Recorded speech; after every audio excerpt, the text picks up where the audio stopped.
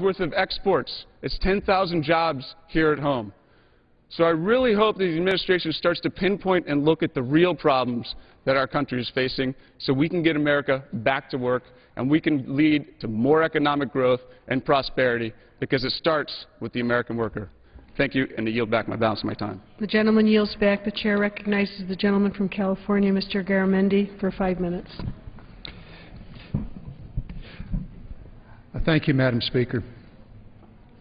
I was just kind of curious about which one of those EPA regulations that my colleague was talking about. Perhaps it's the one that would prevent the emission of mercury into the air or arsenic into the water. Maybe they want to poison the air and the water. Maybe that's what they're looking at.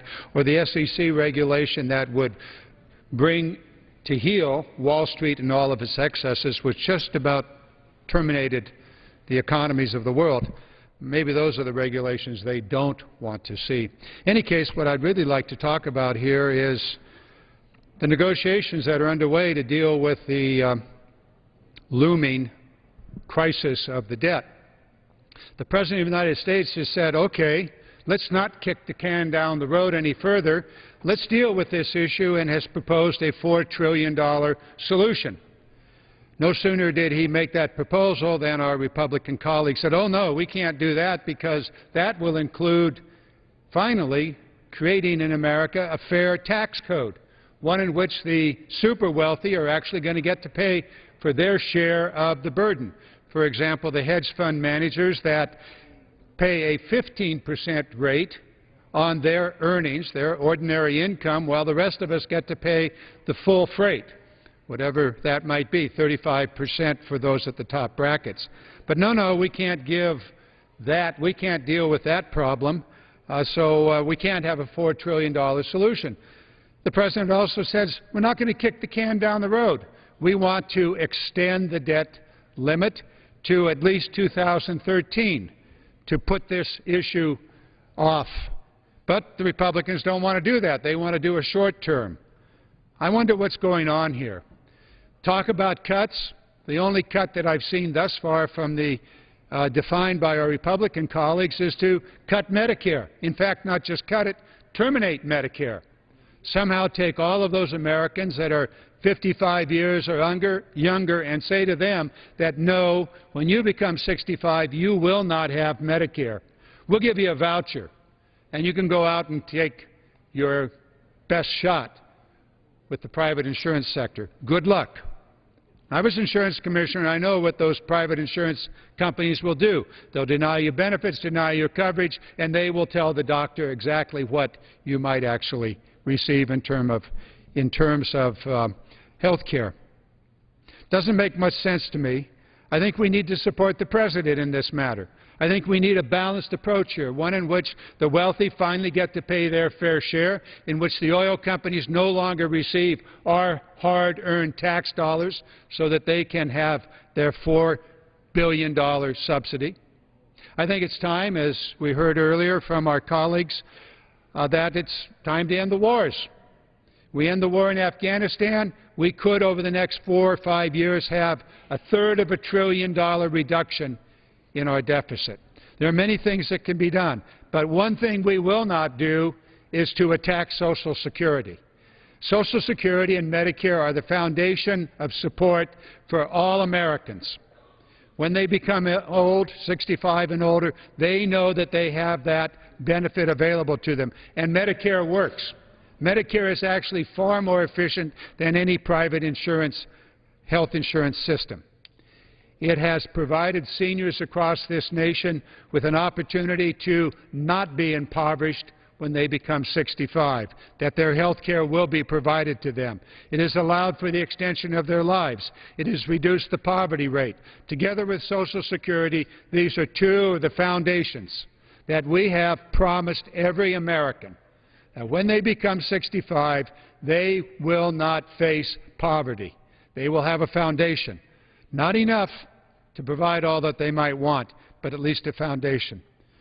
And so as we go through this whole issue of whether we're going to raise the debt limit or not, let us be mindful that we will not do it on the backs of the seniors. And we will do it in a balanced way, as the President has said. We will provide for a fair tax code in which the super wealthy pay their fair share, in which corporations are no longer able to evade taxes, in which the oil companies no longer will receive our hard-earned tax dollars so that they can have even greater profits. And let us be mindful that the oil industry itself over the last 10 years has had, the top 5 oil companies have had over $1 trillion of profits. It's time to bring back those subsidies and to balance our budget. We can do these things. Gentleman's time With that, I yield back. The gentleman yields back. The chair recognizes the gentleman from Illinois, Mr. Schilling, for 5 minutes. Thank you, Madam Speaker. I come before the floor of the House this morning to talk about the top issues of the Illinois 17th Congressional District, and that is the debt limit. The debt limit has been raised 51 times since 1978. Mr. Geithner has indicated that doing the same things over and over again is insanity, and I tend to agree with him. Where are we at today? $14.2 trillion in debt. We reached the debt limit on May the 16th of 2011. It's time, as business owners such as myself, share a message with people.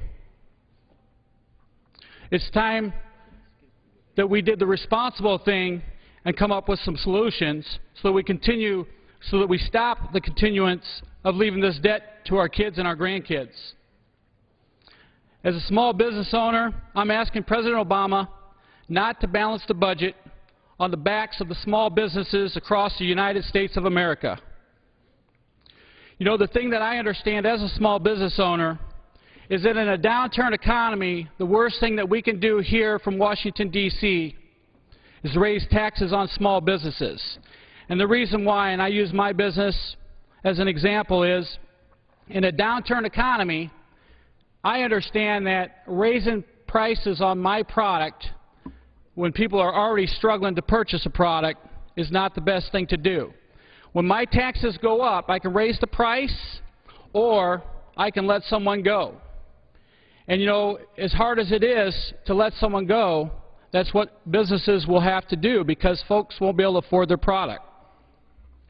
We need to try a different way, and that's why we're promoting a new train of thought. Here in Washington, D.C., these 87 members of Congress have changed the thought process of Washington, D.C. We've changed the thought process from how much can we spend to how much can we cut. And what we've also done is we're trying to get Washington, D.C. to focus in on wants versus needs and then prioritizing those out. The President has even admitted that the overregulations need to be addressed.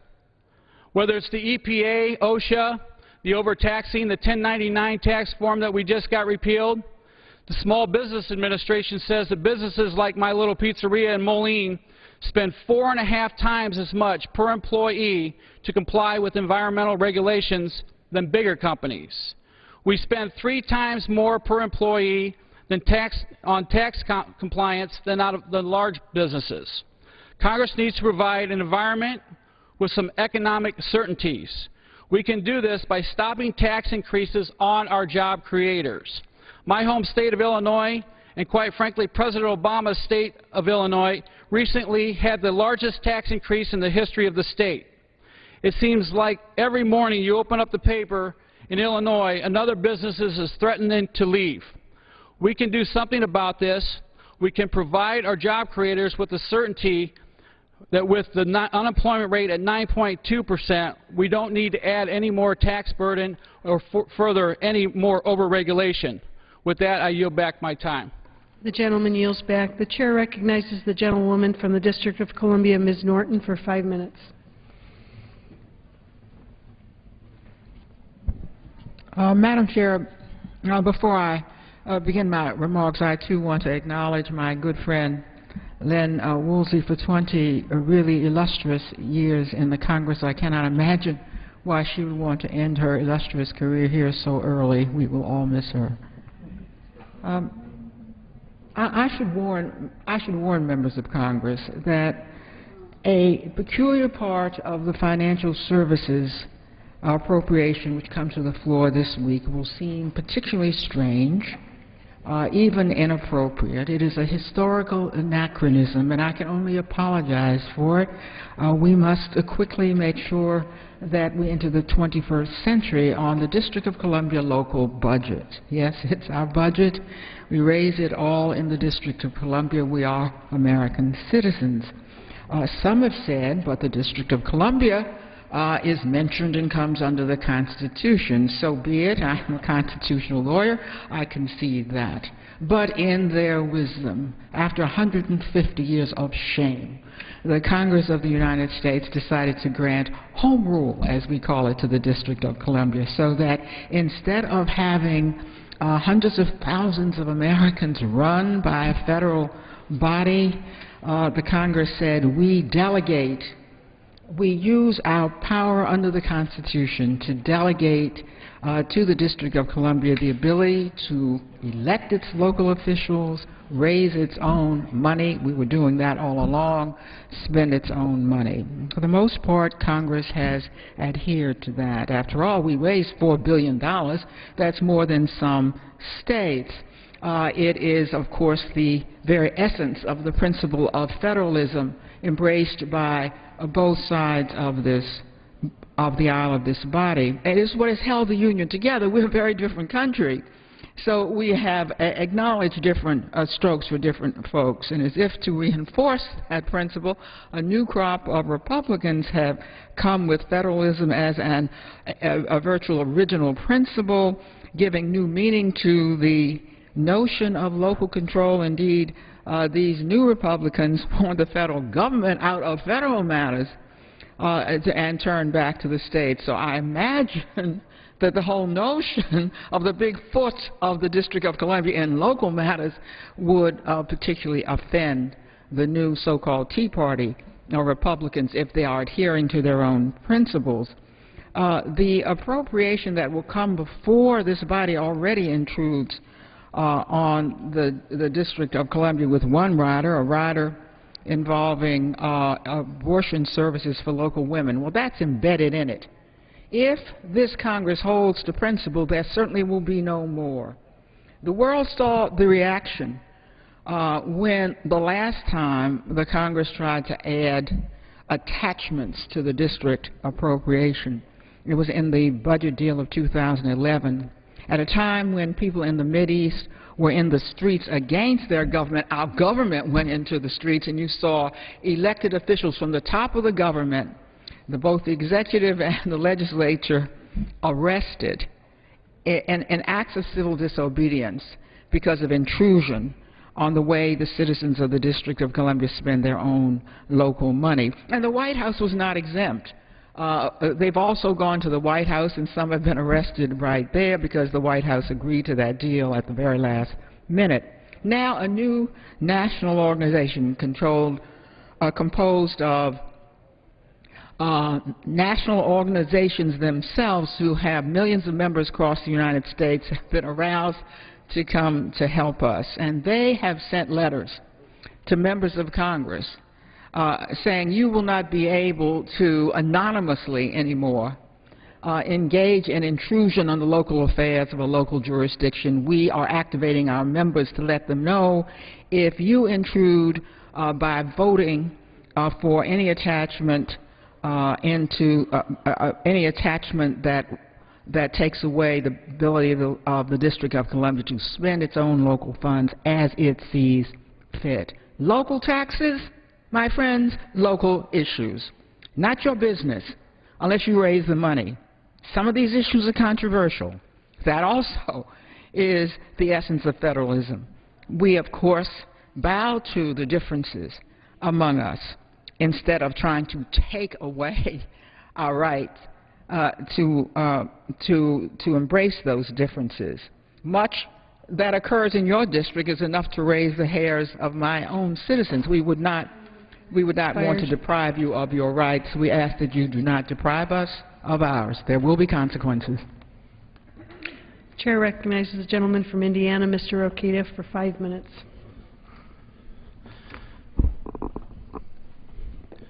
Thank you, Madam Chairman.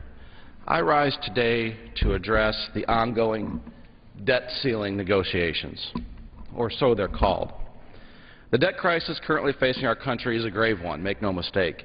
The chairman of the Joint Chiefs of Staff has called the debt the greatest threat to our national security. Not Iraq, not Afghanistan, not Al-Qaeda, but our debt. Since January 2009, $3.7 trillion has been added to the national debt. Currently, our debt stands at $14.3 trillion, and I'm told that if you add in the cost, the present-day cost of all the promises that irresponsible people who have stood here before me have made to the American people, that the cost will be over $70 trillion. Many Americans, including this one, can't even conceptualize that, can't count that high. And that's not their fault, that's this body's fault. There's a lot of fear-mongering going on by people who want us to spend more. They have seen these tactics work in the past. Bank bailouts, think massive spending bills. Even if the calamity they forecast was to come to pass, it doesn't change the fact that the debt crisis we face is our fiscal sin. Generations before ours and ours are responsible for it, not my kids, not your kids, and not our grandchildren. And if addressing it hurts in the short term, then I say, so be it. I reject the idea that we would pass this mess onto our kids for supposed short-term economic or political gain. That is one of the most piggish ideas I've ever heard, and it runs counter to the spirit that helped make this nation great, an exceptional nation. We own this mess. If we have to suffer a little bit in the short term to right our fiscal house in the long term, that's our duty, and it's our duty to fix it. It's debt that is hurting the economy, and don't forget the misguided big government economic ideas that have been implemented over the last 2.5 years. These debt ceiling negotiations are a great opportunity to enact monumental reform to the federal government, making the future brighter for all Americans. And the next 2 weeks, my colleagues, is critical. We can do it if we want to in a bipartisan fashion. We must seize the opportunity. It is more important that we craft a deal that gets it right for the sake of our children and grandchildren than implement a false fix driven by short-term thinking. Getting it right means enacting permanent and structural reforms to the way Washington spends. Raising taxes is not necessary and would only hurt the economy. Our government doesn't tax too little. Our government spends too much. And by permanent and structural, I mean a balanced budget amendment.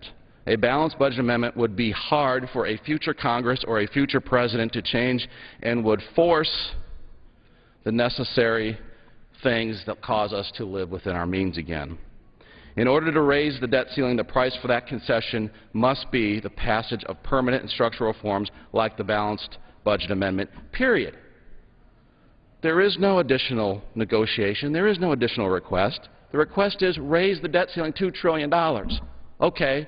Let's do it, but if we do it, let's make sure it never has to be done again. And the only way to do that is through permanent and structural reforms like a balanced budget amendment.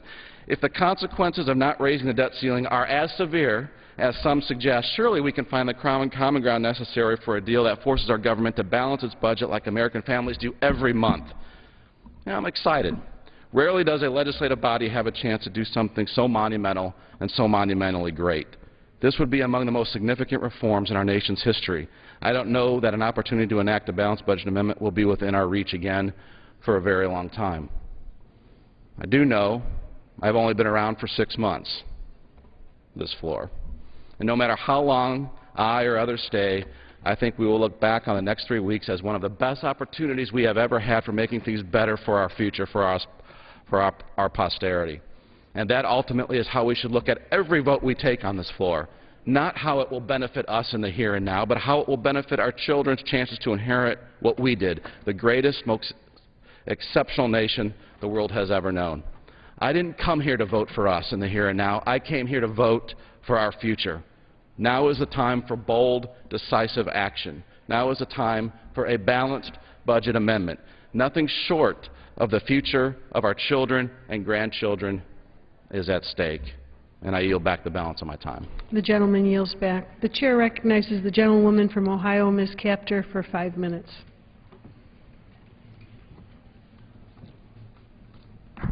Thank you, Madam Speaker. America's so-called spending problem directly relates to unemployment. Revenues just aren't growing fast enough because of unemployment. Yet Washington, D.C. is tied in knots over raising the debt limit. How much more America has to borrow because our economy isn't growing fast enough to put millions of Americans back to work?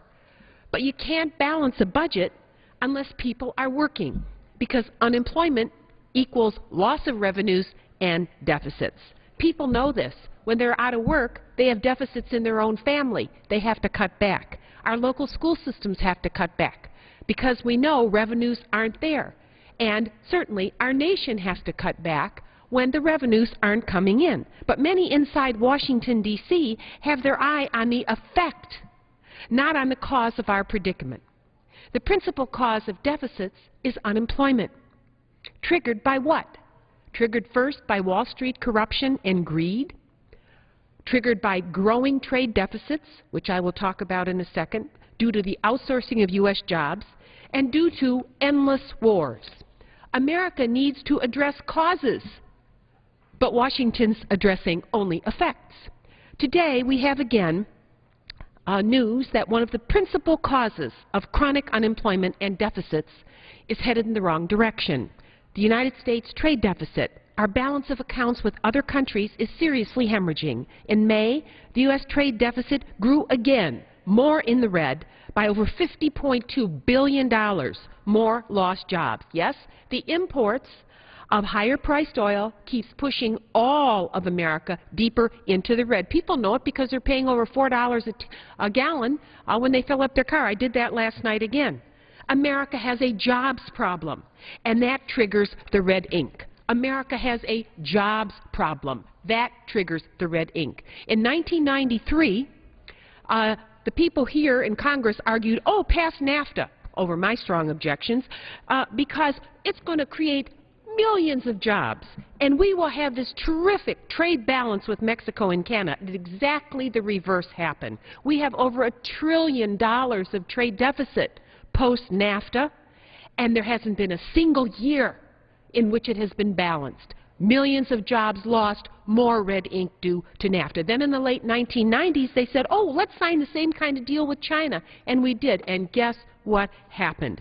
Millions more lost jobs in this country. In fact, the Manufacturing Policy Project estimates that there have been over 14 million jobs lost just in terms of NAFTA and PNTR.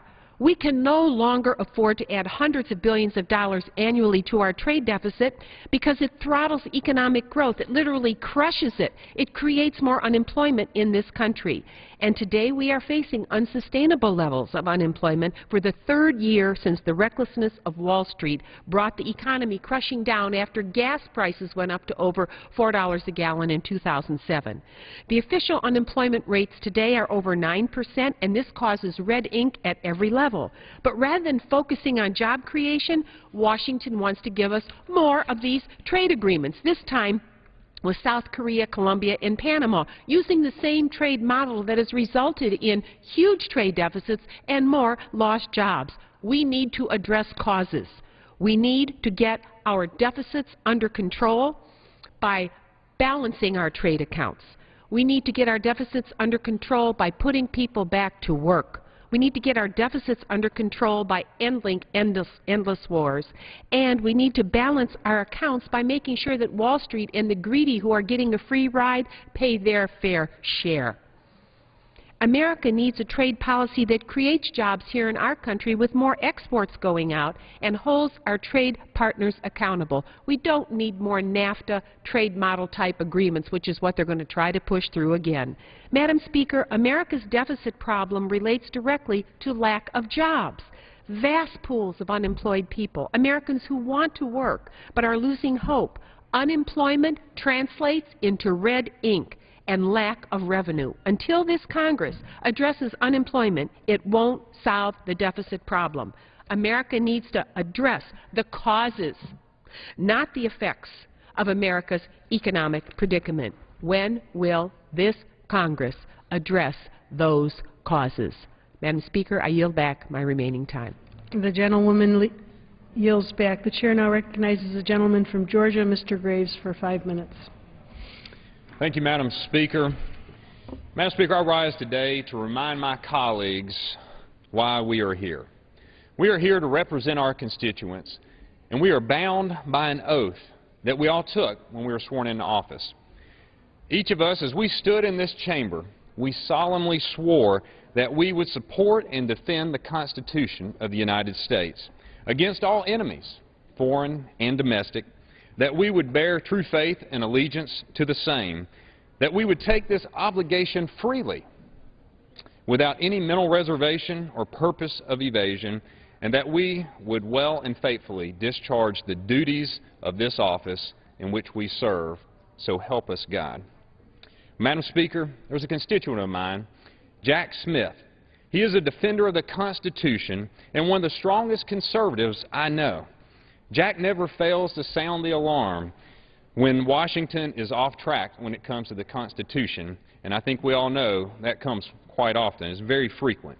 So whether it's a foreign or domestic enemy of the Constitution, I stand committed to defend this document whenever and wherever I can.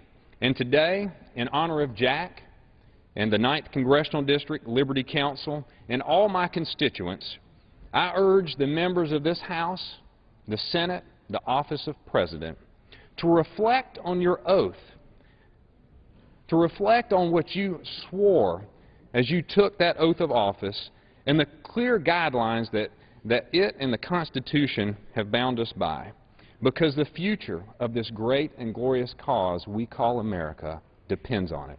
Thank you, Madam Speaker.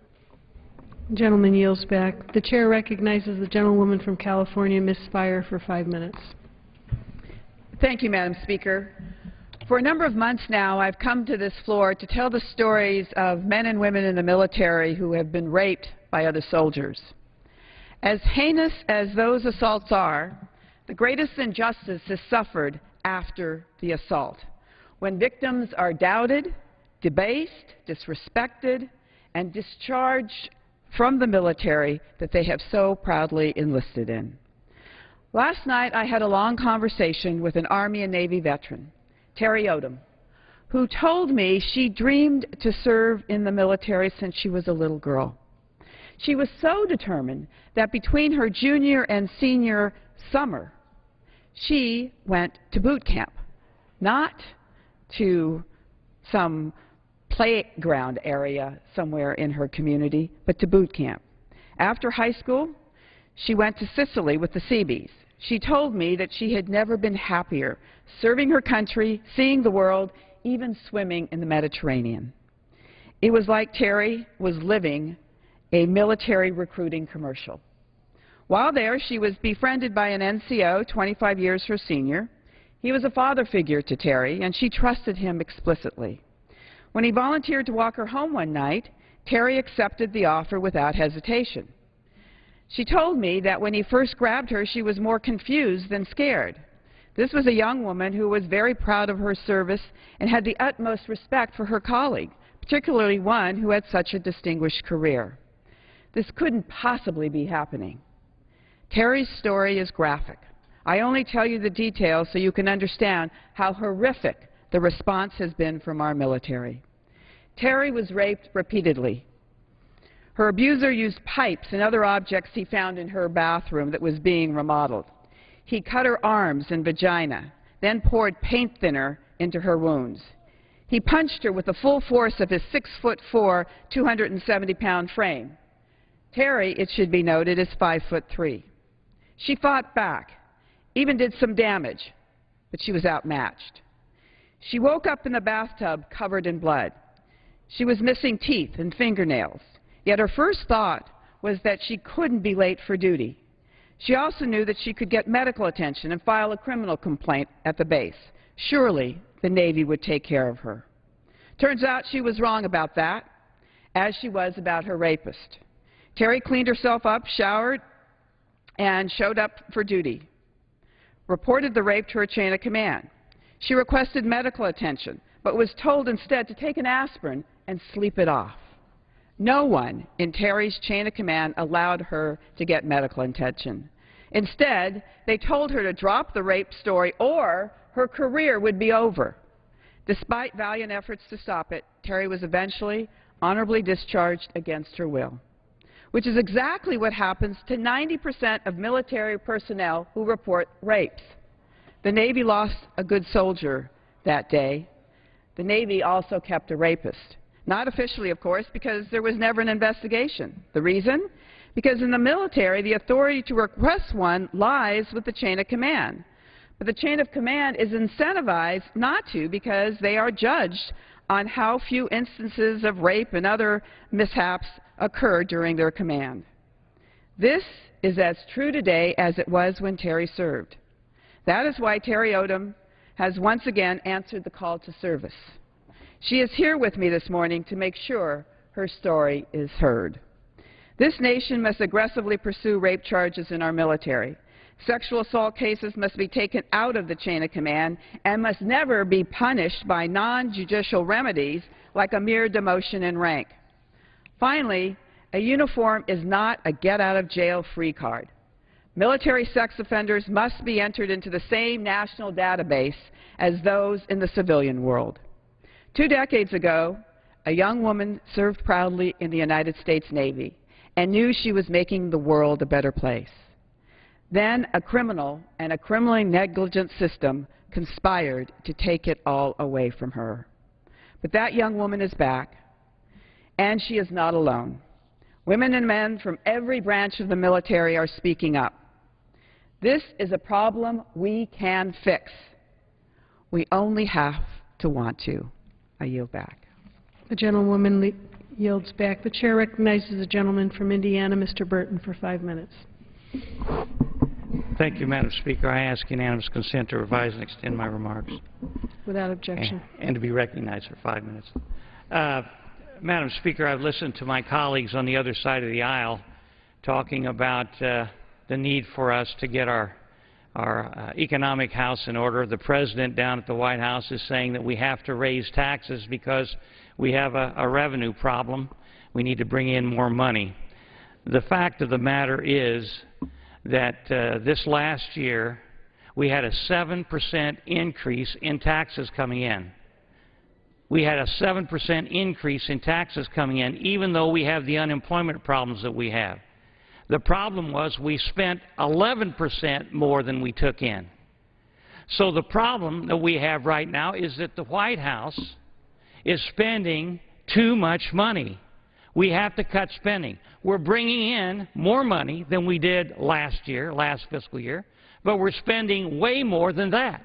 So we have a spending problem, not a taxing problem. Now, they also said that we ought to tax the rich more. The fact is that the top 20% wage earners in this country, the top 20%, pay over 85% of the taxes. Now, if they raise that tax up, you're taking more money out of the people's pockets who can invest in companies and business and industry that will create jobs and products that we can export around the world. I don't understand why we can't get that point across very clearly to the American people. If we want to cure the unemployment problem, which is now 9.2%, what we have to do is get the private sector in a position where they can create more jobs. That means we need to lower taxes, not raise them, like Ronald Reagan did. We need to cut government regulations so that the private sector won't be strangled by the regulations in this country. And then let the free enterprise system work. If we do that, unemployment will go down. There will be more people working. Therefore, there will be more taxpayers paying into the Treasury. Therefore, the deficit will go down, and we won't have the economic problems we have today. But raising taxes right now on any part of our society will only exacerbate the problem.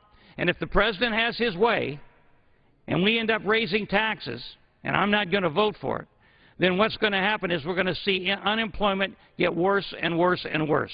We've got to do what's economically correct, fiscally responsible, and that is to cut spending and to not raise taxes, especially in this climate. And if we do that and free up the free enterprise system, this country will get back on track very quickly. And with that, I yield back the balance of my time. The gentleman yields back. Pursuant to Clause 12A of Rule 1, the Chair declares the House in recess until noon today. Members will be back in about 20 minutes, noon Eastern, to continue work on the energy and water